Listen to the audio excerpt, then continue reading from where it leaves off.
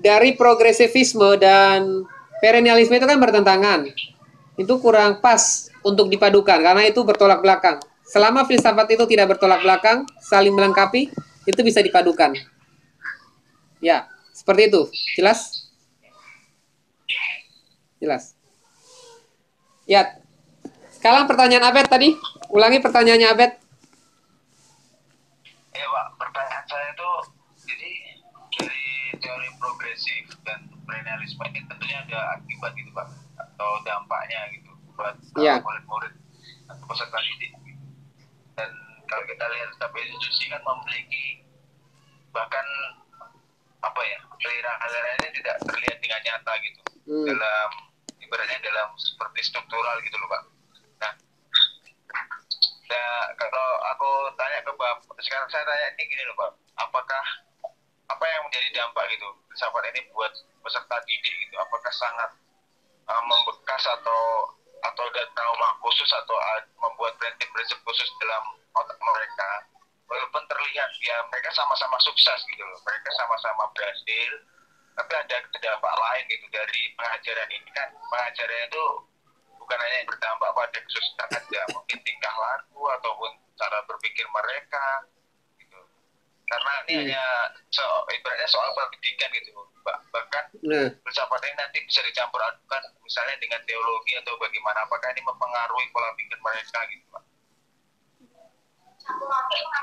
Ya, saya akan jawab ya. Jadi filsafat itu akan sangat mempengaruhi bukan hanya skill, bukan hanya kepandaian, tetapi lebih kepada karakter, dia berpengaruh pada mental, kepada perilaku, itu semua akan berpengaruh.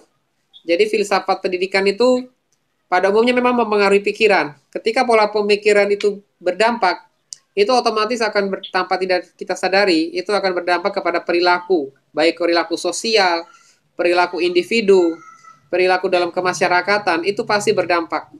Itu pasti ada dampaknya. Makanya ada dampak positifnya dan negatifnya. Setiap filsafat, aliran filsafat pendidikan itu punya hal yang positif, punya hal yang negatif di dalam perilaku peserta didik. Ya, pragmatisme itu menuntut perubahan. Makanya orang-orang milenial itu sangat kental dengan yang namanya pragmatisme. Beberapa orang milenial itu sangat cocok dengan pragmatis karena progresif, maksud progresivisme.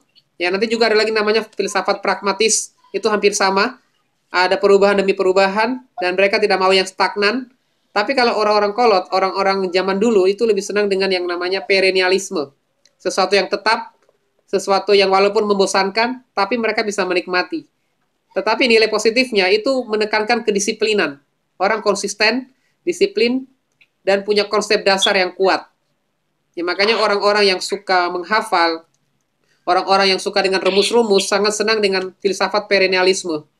Yang punya ada standar bakunya, punya struktur yang jelas. Ya, itu akan sangat mempengaruhi. Makanya kita ada orang-orang yang tipe perencana, itu akan kelihatan filsafatnya apa.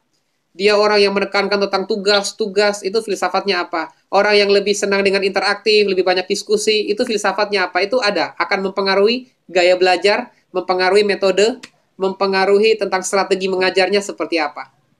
Jelas? Ya Pak, jadi kalau kita misalnya masuk, kita mengetahui gitu, filsafat progresif itu bagus gitu.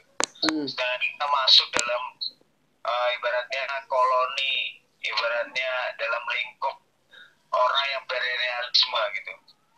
Apalagi kalau kita melihat ajaran-ajaran misalnya pendeta-pendeta yang udah berumur gitu kan, dengan ajaran-ajaran mereka seperti itu, maksudnya gimana Pak? Kita cara kita gitu untuk menanggapi kehidupan yang seperti ini, apalagi di dunia teologis, gitu. Teologi maksudnya.